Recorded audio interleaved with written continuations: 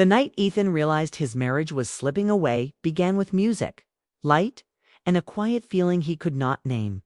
The ballroom of the Grand Meridian Hotel shimmered under golden chandeliers. Waiters moved like shadows between tables dressed in white silk cloth. Glasses sparkled. Laughter floated through the air. It was supposed to be a celebration of success, promotions, and new beginnings. Ethan stood near the entrance for a moment, adjusting his jacket, searching for his wife in the crowd. Vanessa had been excited about this event for weeks.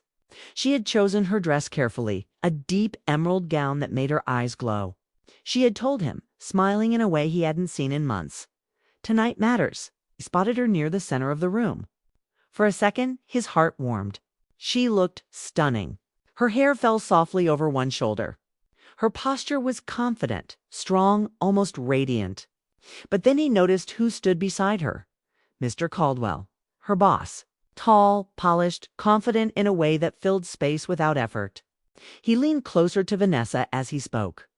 She tilted her head slightly toward him, listening as if nothing else existed. When she laughed, it wasn't polite laughter. It was open, bright, familiar. The kind that used to belong to Ethan alone. Ethan felt something small twist inside his chest. He told himself not to overreact. It was a work event. Of course she would be near her boss. Of course she would laugh at his jokes. Still, when Mr. Caldwell placed his hand gently at the small of her back to guide her toward another group, and Vanessa did not step away, the twist tightened. He walked toward them slowly, his steps steady even though his thoughts were racing. As he approached, Vanessa noticed him. Her smile paused just for a second. It was quick, almost invisible. But Ethan saw it. Double quotes. "Oh, Ethan, you're here," she said as if she had been surprised by his presence. He nodded. "Of course. You asked me to come." Mr. Caldwell extended his hand smoothly. "Ethan, right?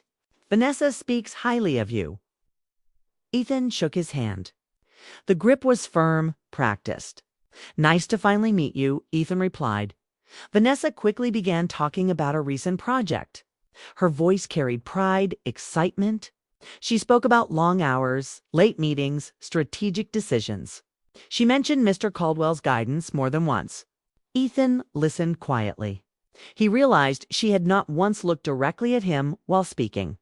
Her focus stayed on her boss, as if Ethan were just another colleague standing nearby. The music shifted to something softer. Couples began moving toward the dance floor. Ethan turned to Vanessa. "Would you like to dance?" She hesitated. "Just a moment. But long enough. I promised Mr. Caldwell the first dance," she said gently. The words landed heavier than they should have. Ethan stepped back slightly. "Of course," he replied. He watched them walk to the dance floor. It was only a dance. Nothing more. But the way her hand rested comfortably in his boss's hand, the way she smiled up at him, the way their conversation continued even as they moved in rhythm, it felt intimate. Too intimate. Ethan stood alone near the edge of the room. He tried to blend into the background. Around him, people talked about investments and vacations and promotions. But all he could see was Vanessa's face as she looked at another man with admiration that used to belong to him. Memories rushed into his mind without permission. The early days of their marriage, the tiny apartment with thin walls, the nights they stayed awake dreaming about the future. She used to look at him the same way, with belief, with warmth, with hunger for what they could build together. Somewhere along the way, that look had changed. The song ended. Applause filled the room. Vanessa and Mr. Caldwell returned to their group, still laughing. Ethan forced himself to walk toward them again. He refused to be the silent husband hiding in corners. "Vanessa, can we talk for a minute?" he asked softly. She blinked as if pulled from a pleasant dream. "Now, yes, just a minute." They stepped toward a quieter hallway outside the ballroom. The noise faded behind them. For a moment, it was just the two of them. "You seem distant tonight," Ethan said carefully. He didn't want to accuse. He wanted to understand. "I'm just networking," she replied quickly. "This is important for my career." "I know. I support that. But you barely looked at me." She sighed, adjusting her bracelet. Ethan, please don't do this here. You always read too much into things. Her tone wasn't angry. It was tired, and that hurt more. I'm not trying to fight, he said. I just miss you. She froze for a second. The words hung between them. I've been busy, she answered. You know that? Busy doesn't mean gone.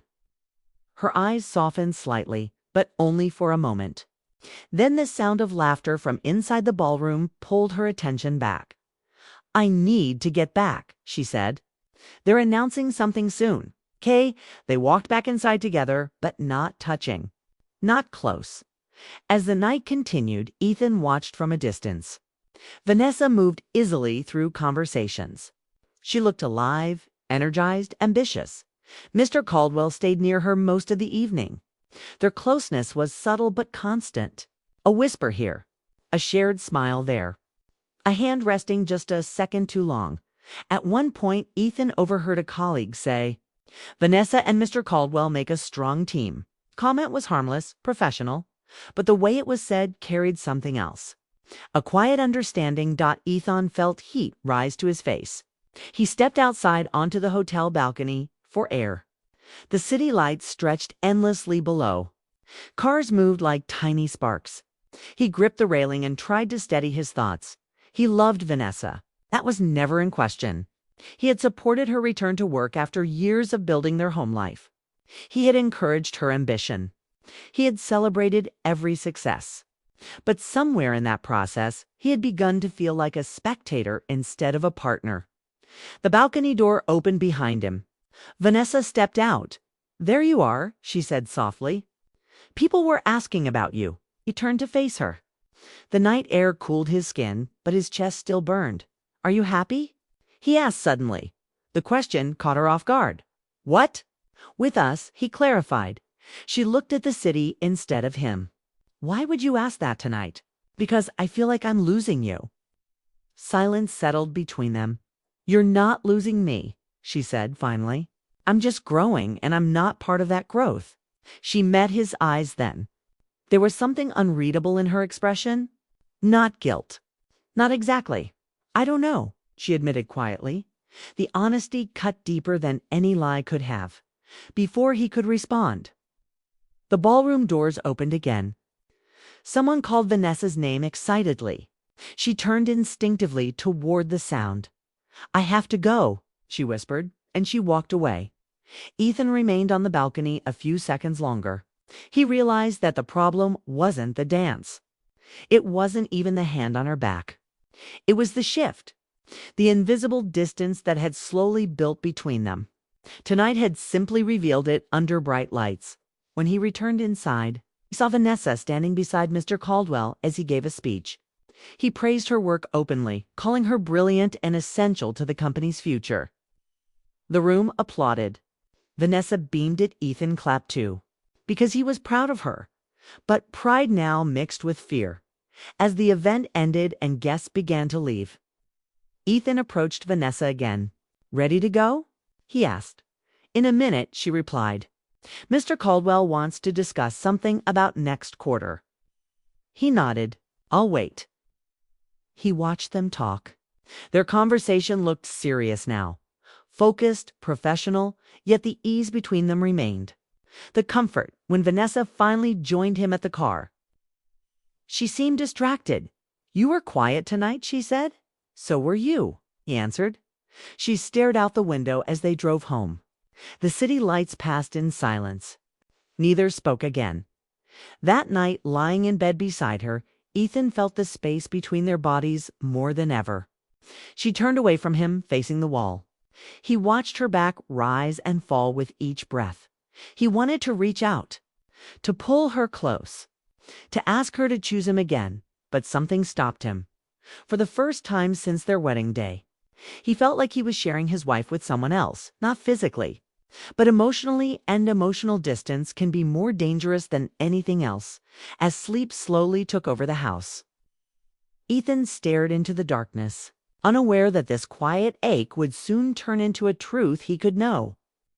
Longer ignore because the gala had not been the beginning of the betrayal. It had only been the first time he truly saw it. The weeks after the gala passed in a blur, each day heavier than the last. Ethan woke up each morning with a tightness in his chest. A reminder that everything he once knew was slipping through his fingers. Vanessa seemed distant, absorbed in her work, her phone constantly buzzing with messages he was never meant to see. She came home late most nights, tired but smiling, as if nothing had changed. Yet the warmth he remembered was gone, replaced by a polite, almost formal courtesy that made him ache in ways he couldn't put into words. Ethan tried to keep himself busy. But nothing helped. Work became mechanical. Friends' calls went unanswered. And even the small routines of life, making coffee, walking the dog, turning on the morning news, felt empty. He remembered the way Vanessa used to hum while cooking breakfast, the way she would glance at him with love in her eyes. Now her presence was heavy in the house, yet strangely untouchable. Like she was a ghost of the woman he loved. He tried to speak to her, to break through the walls that seemed to grow thicker every day. One evening, he waited until she came home from work. She entered the house with her coat draped over one arm, her bag swinging lightly. Ethan sat at the dining table, hands wrapped around a cup of cold tea. "Vanessa," he began softly, "can we talk?" She glanced up briefly, eyes tired, lips pressed into a thin line. "About what?" she asked, almost rehearsed, almost distant. "About us," he replied, his voice barely above a whisper. "I can feel something has changed. I need to know where we stand." Vanessa hesitated. She set down her bag and looked at him, not fully meeting his eyes. The silence stretched, thick and suffocating. Finally, she said, "Ethan, I don't know how to say this. There's someone else." The words fell like stones in his chest. He stared at her, not out of anger, but disbelief. His mind struggled to process the simple truth. Someone else. And it wasn't a fleeting mistake. It was real, and it had been brewing while he was trying to hold on. I didn't plan for this," she continued, voice low, almost afraid of his reaction. "It just happened. I feel understood in ways I haven't in a long time. Mr. Caldwell, he listens. He sees potential in me that I feel I need right now." Ethan absorbed it all quietly. He didn't yell, he didn't beg. He had tried to confront her in anger in the past, and it had only driven them further apart. This time he remained still, listening. The house was silent except for the soft hum of the refrigerator and the distant sound of traffic outside. "What about us?" he asked finally, his voice calm but heavy with emotion. "What about the life we built together?" Vanessa's eyes darted away. She couldn't look at him and say what she truly felt. Maybe we want different things," she said softly. She sounded almost fragile, yet firm in her conviction. That night, Ethan lay awake on one side of the bed, staring at the ceiling. Vanessa's breathing was steady beside him, as if the moment hadn't happened. He thought about all the mornings they had shared, the small laughter over burnt toast, the late-night talks, the dreams whispered under dim bedroom lights. It seemed surreal that someone who had once been so close could now feel so distant. Days turned into weeks. Conversations became scarce. Vanessa's attention was entirely on work and her new connection. She spoke less at home, her words carefully measured. Ethan tried to engage her, asked about her day, tried to share small jokes, but they barely elicited a response. The warmth and affection that had once characterized their marriage had vanished, replaced by polite indifference. He began spending more time away from home, wandering the city streets, sitting in coffee shops, watching strangers go about their lives, trying to understand how things had gone so wrong. He would watch couples laughing together, their joy piercing through his chest like cold needles. The longing for the closeness they had lost became almost unbearable. One evening, unable to contain himself, Ethan confronted Vanessa again. "I can't keep pretending that this is okay," he said, his voice trembling. "I see you slipping away, and I can't. I can't live like this." Vanessa looked at him quietly. "Ethan, I've been honest with you. There's nothing more to say." Her words were like ice. Ethan realized that no matter how much he wanted to fight for their marriage, she had already made her choice. And her choice wasn't him. The next weeks were a whirlwind of paperwork, lawyers, and quiet heartbreak. Friends offered advice. Some told him to fight, others told him to let go. But the pain was his alone, and he had to navigate it in silence. At night, he would stare at the walls, replaying conversations, wondering what he could have done differently. He thought of their wedding day, their honeymoon, the small smiles they had exchanged in the quiet moments of everyday life. How had all of that vanished so completely? Despite the pain, Ethan noticed something slowly awakening inside him. A spark of resolve, quiet but persistent. The humiliation, the heartbreak, the betrayal, they were shaping him in ways he hadn't yet realized. He began to understand that his life could not end in grief. He had to reclaim himself piece by piece, even if it meant letting go of the person he loved most. The divorce process moved slowly, days stretching longer than the last. Ethan focused on his own routines. He went for runs in the early morning, started cooking meals for himself, and revisited old hobbies he had neglected. Small achievements became lifelines. A successfully cooked dinner, a finished book, a completed project at work. Each success reminded him that he could exist independently, that he could still find value and purpose beyond the love he had lost. Vanessa and Ethan met occasionally during the process. Always polite, always distant. There was no shouting, no accusations, just two people untangling years of life together. Each meeting left Ethan more aware of the space he had to fill with himself. He began to realize that love alone cannot sustain a relationship if respect, trust, and shared priorities are missing. One afternoon, as Ethan walked through a quiet park, he noticed a young couple holding hands. Their laughter reminded him of the days he had shared with Vanessa. Yet instead of pain, he felt a small shift. A seed of clarity took root. He understood that he could not force someone to love him or choose him. His focus had to be on himself, on rebuilding, on discovering what made him whole again. Evenings at home were the hardest. The silence of the empty house weighed heavily. Ethan would sit in the living room, sipping tea, staring at the photographs on the wall. Memories of trips, birthdays, and quiet moments of happiness. He allowed himself to grieve fully, to feel the loss deeply. But he also promised himself that the grief would not define him. It would be the bridge to the person he was becoming. Throughout this slow goodbye, Ethan discovered resilience. He realized that heartbreak does not have to destroy. It can teach, strengthen, and transform.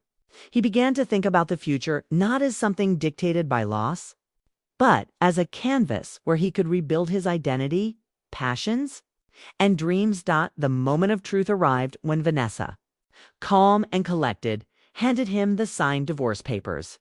She looked at him once, almost shyly, and said, "I hope you find happiness, Ethan." Ethan took the papers without a word. For the first time in months, he felt neither anger nor desperation, only a strange mix of relief and quiet power. The marriage had ended, yes, but he was beginning to understand that the end was not defeat. It was liberation. That night, alone in the house, Ethan sat in the quiet living room, letting the silence surround him. He thought about everything that had happened, the betrayal, the slow drift, the empty nights, and allowed himself a single deep breath. He was free now, not because someone had hurt him, but because he had chosen to embrace the life waiting for him, unbound by anyone else's choices. And in that freedom, the first gentle whispers of hope began to stir. He would heal. He would grow. And one day, he would discover that life, even after heartbreak, could be brighter than it had ever been. Because pain, he realized, was only powerful if he let it own him. But if he claimed it, shaped it, and learned from it, it became a guide, not a cage. And Ethan was ready to follow it into the next chapter of his life. 6 months passed after the divorce, and the quiet house that once felt empty slowly began to feel different. In the beginning, the silence had felt like a punishment. Every room reminded Ethan of the life he had lost. The couch where they watched movies together. The kitchen where Vanessa used to laugh when he burned the toast. The bedroom where dreams once felt shared. But time had a strange way of softening sharp memories.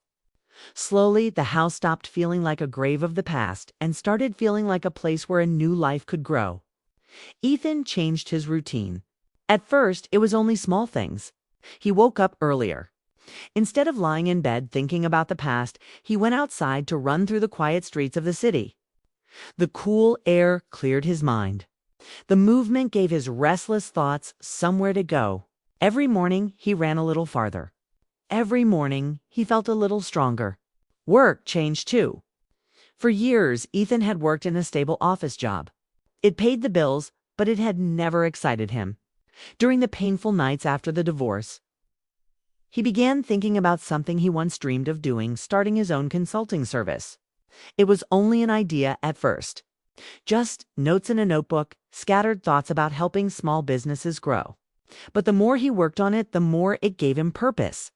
Pain had pushed him into action. He spent evenings researching, planning, building connections.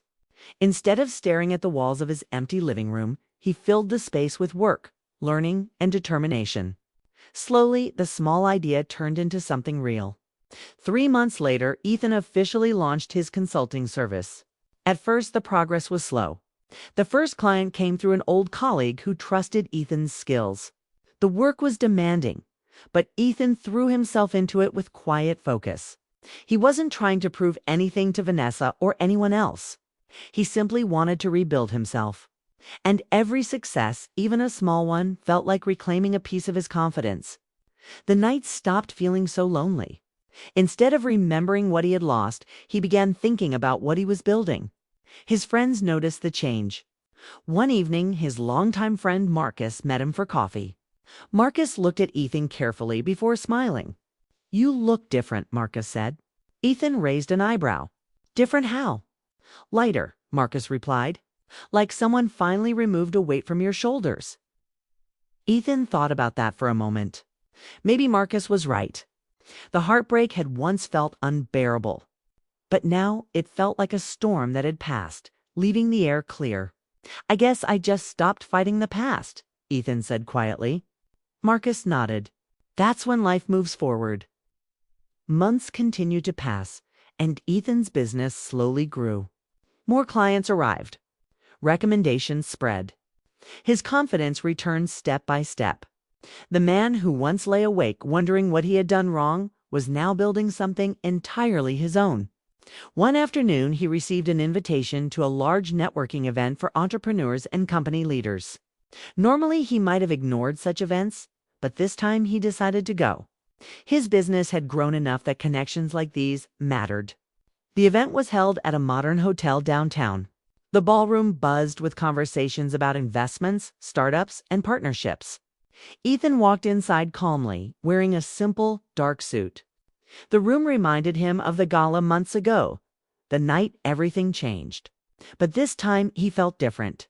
There was no anxiety in his chest, no painful memories pulling him down, just quiet confidence. He spoke with several people, exchanged ideas, and shared details about his growing consulting work. The conversations flowed naturally. People listened to him with respect. Some even showed strong interest in working with him. After about an hour, Ethan stepped aside to grab a glass of water. As he turned, his eyes suddenly froze on a familiar face across the room.